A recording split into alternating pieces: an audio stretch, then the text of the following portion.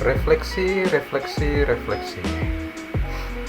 Jadi, apa itu budaya?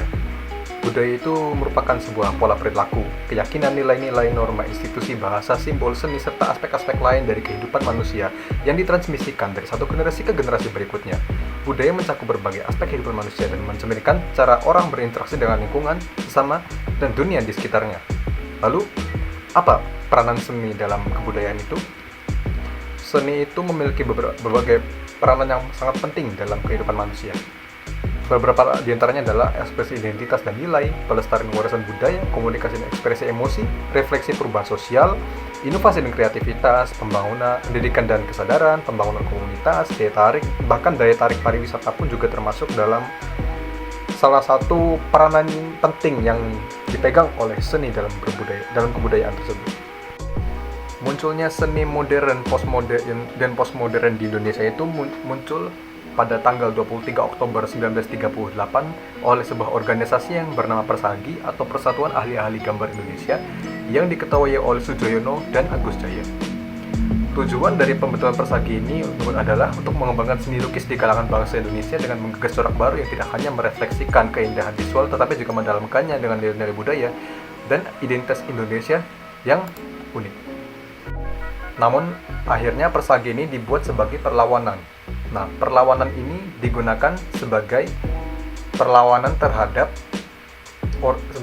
para pelukis-pelukis Eropa dari Barat yang hanya melukis keindahan Indonesia saja tanpa mengetahui apa yang sedang terjadi di Indonesia kala itu, tepatnya di masa penjajahan Belanda. Nah, Persagi ini digunakan sebagai wadah bagi para pelukis Indonesia dan dikumpulkan dan terutama dari daerah Jawa dan Bali untuk melawan hukum-hukum tersebut. Biasanya para pelukis dari Eropa itu hanya melukis keindahan Indonesia misalkan hanya berupa pemandangan dan lainnya, sedangkan para pelukis dari Indonesia terutama dari Persagi ini memiliki sebuah aliran yang ekspresionis yang menggambarkan keadaan yang sebenarnya, melawan para pelukis dari Eropa yang bergaya naturalis. Misal seperti contoh dari Di Depan Kelambu Terbuka milik Soejoyono yang menampilkan seorang wanita Jawa yang memakai kebaya. Dan lukisan tersebut mencerminkan bahwa kala itu Indonesia mengalami suatu praktik prostitusi pada zaman itu. Seni postmodernisme ini menunjukkan pergeseran besar dalam cara kita memahami dan merespon dunia di sekitar kita. Nah, postmodernisme ini awalnya dari mana? Pertama kali diperkenalkan oleh filsuf Jerman bernama Rudolf Pankwitz pada tahun 1917 untuk menggambarkan nihilisme budaya barat pada abad ke-20. Gerakan ini sendiri pun di Indonesia mulai muncul pada akhir tahun 1980-an dan mencapai puncaknya pada tahun 1990-an. Postmodernisme adalah sebuah pandangan dunia yang menekankan bahwa tidak ada kebenaran objektif tapi diciptakan oleh budaya yang spesifik. Dan ada juga yang berpendapat postmodernisme ini adalah sebagai kritik terhadap masyarakat modern dan kegagalannya memenuhi janji-janji sosialnya, dan juga gagasan modern dari liberasi dan alasan masuk ke jenis pengetahuan dan mengubah instruksi. Postmodernisme ini adalah sebuah teori yang awalnya bertujuan memperjelas dan menyempurnakan teori modern, tetapi akhirnya merusak tatanan yang sudah ada. Postmodernisme ini mengusung gagasan bahwa kebenaran bersifat plural, berbeda dengan teori modern yang mengedepankan kebenaran tunggal. Gerakan ini muncul sebagai respons terhadap isu-isu yang sering diabaikan oleh pengetahuan modern. Terutama dalam seni, postmodernisme di Indonesia ini memiliki perubahan yang signifikan, terutama dalam pendidikan estetika dan konseptual. Dan juga sempat digunakan sebagai sarana kritik sosial pada skala itu. Hal yang saya dapat di sini adalah seni modern dan postmodern itu walaupun pada zaman dulu saling bertentangan dan saling bertikai, sebenarnya dua genre seni ini memiliki sebuah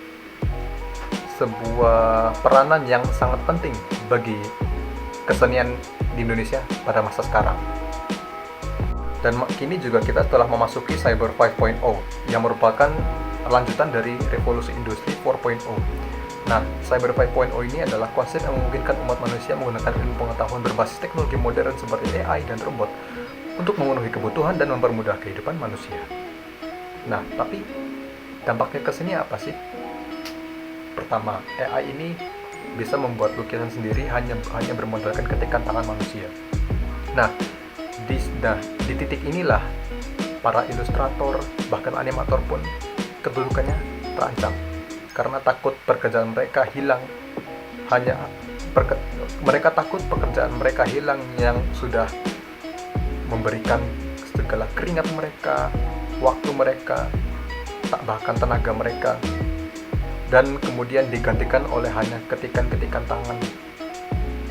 Dan ya, sungguh ironi. Sejujurnya ada banyak yang saya pelajari di sini.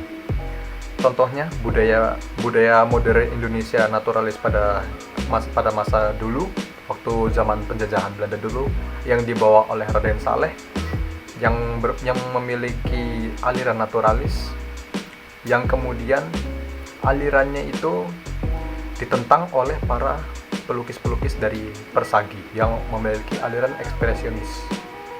Nah, naturalis ini hanya menampilkan keindahannya, sedangkan ekspresionisme ini menampilkan keadaan yang sebenarnya pada masa itu. Kemudian ada juga teknologi AI pada saat ini yang hanya bermodalkan ketikan tangan bisa menghasilkan sebuah gambar, video, ataupun visual-visual lain yang jujur, mengagumkan. Tetapi di sisi lain itu sangat merugikan para animator dan ilustrator di belahan penjuru dunia. Nah, tapi di sisi lain AI ini jika semakin sering digunakan, maka value-nya menjadi lebih kecil karena memiliki art style yang hampir sama. Tidak seperti karya-karya visual milik animator dan ilustrator, mereka mempunyai ciri khas sendiri-sendiri, art style sendiri-sendiri. Dari garisnya, warnanya, itu mereka mempunyai sebuah ciri khas yang mungkin tidak bisa ditiru oleh AI sekalipun. Jadi itulah nilai plus. Pendapat saya mengenai relevansi budaya Indonesia bagi perkembangan seni rupa masa kini sebenarnya lebih baik dipertahankan, memang lebih baik, tetapi juga kita harus tetap bisa beradaptasi dengan perkembangan di dunia masa kini. Kita bisa saja beradaptasi dengan teknologi masa kini dan berkarya menggunakan aliran-aliran dari aliran-aliran dari pendahulu kita, baik itu modern atau postmodernisme yang beraliran naturalis dan ekspresionis untuk diterapkan ke masa kini. Dan juga kita menggunakan teknologi dengan sebaik mungkin. Mungkin hanya itu saja yang bisa saya sampaikan pada kali ini. Kurang lebihnya mohon maaf apabila ada kata-kata yang salah atau tidak mengenakan. Saya mohon sebesar-besarnya. Ya, walaupun memang banyak sih. Dan seperti biasa, terima kasih.